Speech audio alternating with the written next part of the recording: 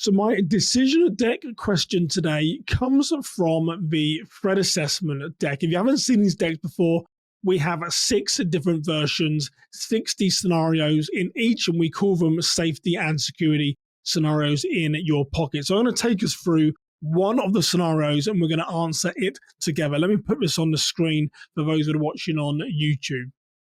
So the question is, or the scenario is, a churchgoer's violent partner discovered their secret plan to leave, and they may confront them at the church.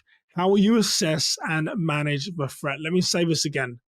A churchgoer's violent partner discovered their secret plan to leave and may confront them at the church. How will you assess and manage the threat? Another challenging scenario. Now, I think the first thing that we need to do in a situation like this is clarify the information from little Maggie. So we've heard that your partner is violent. He might be coming to the church. How do we know this? Did the pastor overhear it? Did Maggie make a disclosure to the pastor? Did we hear this from the maintenance guy, the janitor, someone on the worship team?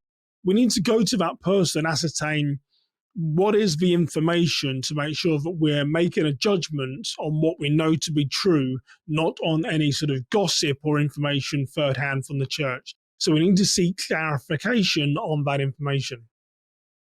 The next thing is we need to go on a fact-finding mission, the who, what, where, when, why, and how. Where is the husband? Why do we believe he's going to come to the church? Has this type of incident ever happened before? We're going to go and gather all the facts. This could be from Maggie. This could be from other persons at the church that know of the ex-husband. But we've got to gather all the facts, the information. We've got to try and get to the point where we can assess this threat. The next thing, once we've done this information process, is we've got to evaluate it in some way. That could be that we're going to call law enforcement. That could be that we're going to take no action. That could be that we're going to move Maggie to a different place within the church.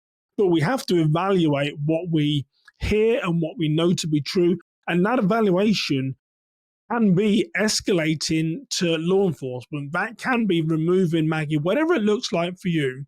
We've got to evaluate what we have been told, what we know or believe to be true. The next thing I would do within this scenario is, once we've evaluated that information, is make sure that we're notifying our law enforcement partners, could be domestic violence partners in this case.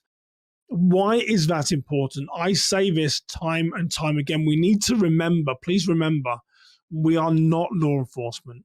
Yes, we work in security, safety and security ministry within a house of worship, but we are not the police. We are not law enforcement. We need to escalate this to them and say, here's the information we've already gathered. And it doesn't mean you're taking 4 or 5 hours to do an investigation. It could just be that you're confirming the facts with Maggie.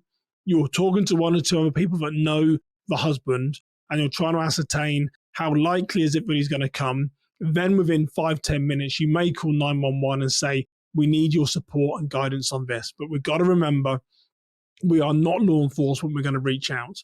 In relation to Maggie herself, or got on here partners, domestic violence partners, what supports can we give Maggie? Really important that we think about how we can support Maggie through this. One final piece in this scenario card is that it does say the violent partner discovered their secret plan to leave. The violent partner discovered their secret plan to leave. The most at-risk time for Maggie is when she says that she is going to leave. The most at-risk time for Maggie is when she says that she is going to leave. So we need to consider how we're going to share that information internally, and I've got here about making a plan to mitigate that risk. Even once you've called law enforcement, does Maggie come into work that day? Does Maggie go and work in a different part of the church? What is your mitigation strategy going to be? Are you going to trespass this guy before he comes in? Are you going to get a restraining order against this guy before he comes in? You've got to think about what is your mitigation strategy, knowing that the most violent time for Maggie is when that she is about to leave and this person has discovered her secret plan. So these scenarios are never easy, and I just like to share my perspective There is no right way or wrong way. There is just a decision based on the circumstances that you know. So if you don't own the threat assessment deck, as I mentioned, there's 60 scenarios in here, equally as challenging as what I've just said. I will drop a link below so you can check those out wherever you are listening or viewing this video. But for now, you stay safe, you have a blessed day, and I'll see you next time. Take care, everybody.